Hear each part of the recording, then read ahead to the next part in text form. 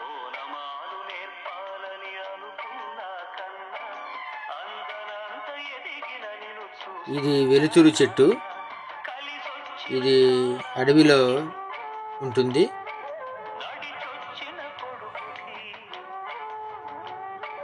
కలిసొచ్చిన కాలం మా ప్రాంతంలో దీన్ని వైద్యంలో వాడతారు.